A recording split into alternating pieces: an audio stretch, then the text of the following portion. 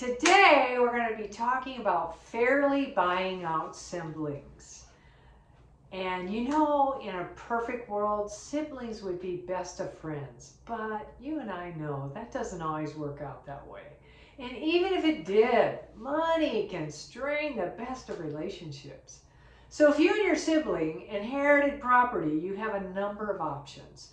And most depend on reaching an agreement of buying out the other beneficiaries. Short of that, you might have to resort on the court system. Let me tell you about Jolene and her sister. Their brother Alan passed away, and they now were in ownership jointly of the property as tenants in common.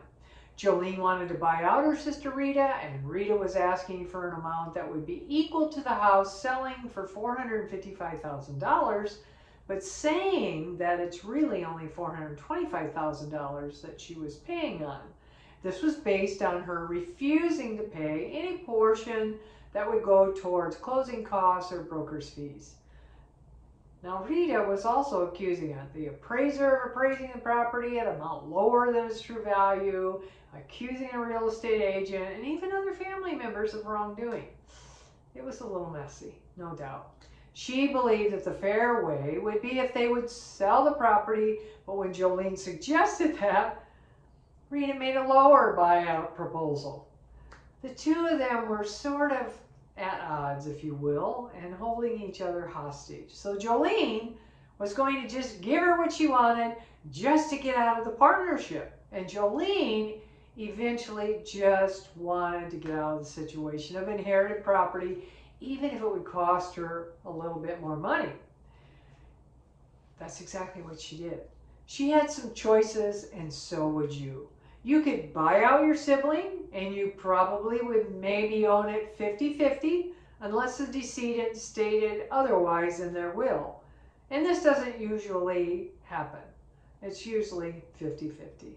If one of you wants to keep the property and the other wants to sell, this should make it relatively easy for one of you to buy the other one out. You would only have to finance half of the value. And you can then give your sibling the cash for their share and transfer the deed into your sole name. Now, the expense might be minimum, just closing costs and an appraisal to establish the house value. Now, Jolene and Rita, they needed to agree to a buyout of the siblings' share of the house, and they needed to agree on a price for that transaction to proceed.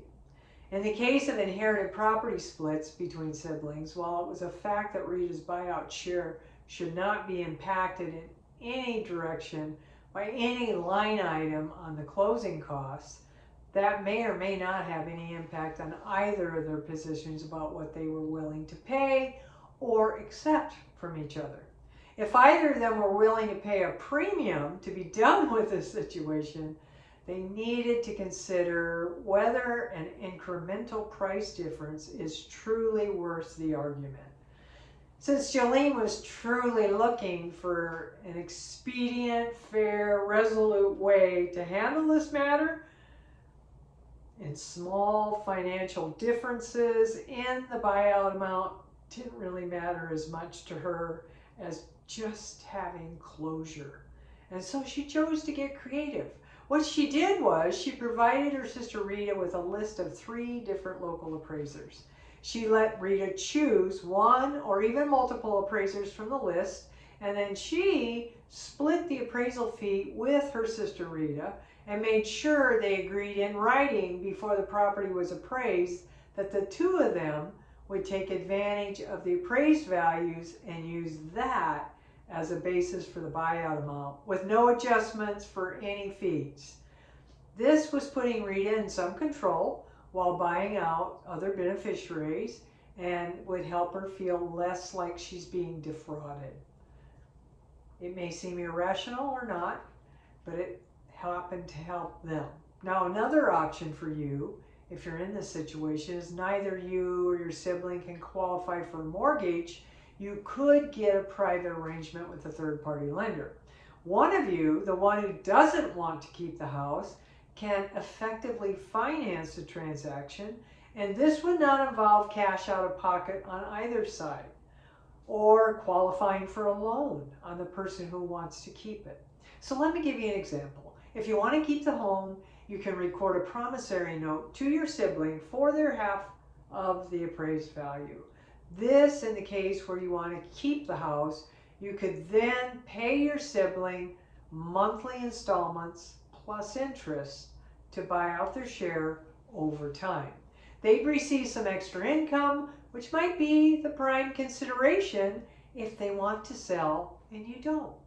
You can also record a deed of trust, giving him or her the power to foreclose if you should default on the payments if you're the one keeping the property. If nothing else, this would sweeten the pot and make them feel more comfortable about the arrangement. You could also consider a sale or a rental if neither you nor your sibling feels strongly about keeping the property. Selling it or renting it out could be your best solution. If your relationship is such that you can get along as co-owners, you could rent the property and each take a little monthly income from that monthly rent proceed.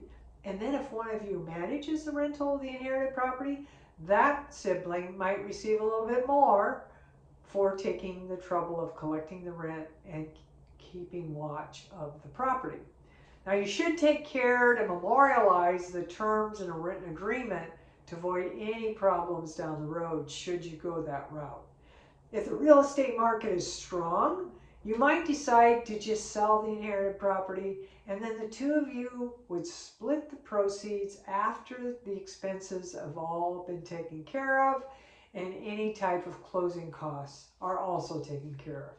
Now, an added bonus of an inherited property is if you sell relatively soon after you inherit, you might not even have to worry about any type of capital gains tax because the value of the house is stepped up to the date of death of the decedent. You only have to owe capital gains on the difference between that amount, which you sell it for, and the amount of where it was stepped up to at the date of death. Now here in California, you usually have a year where if you sell in that year period of time, you should not have any capital gains tax. But I want you to talk with a tax advisor to make absolutely sure about that information. Now, back to Jolene and Rita. They had to do a suit for partition. So if you and your siblings can't reach an agreement, you'll probably have to involve the courts. You can file a lawsuit for petition against a judge to order the sale of the home so that you can terminate your co-ownership. This can be complicated, that's for sure, and the judge will typically assign a referee first to get the property ready for sale and determine value. You won't be permitted to do this yourself if you and your sibling are at odds. You'll have to pay the referee for his or her services, and it could end up being a fiduciary that they place in that position as well. And you'll also have to pay a broker and an accountant if there's a dispute about who gets what portion of the proceeds. So ultimately, this will reduce any profits far more than if you just list the house for sale in the first place. Thanks for watching. I'm Charlotte from the Volsch team, specializing in probate and trust in the Inland Empire and the High Desert. And I hope you found this of value. Please subscribe to this channel and hit the like button.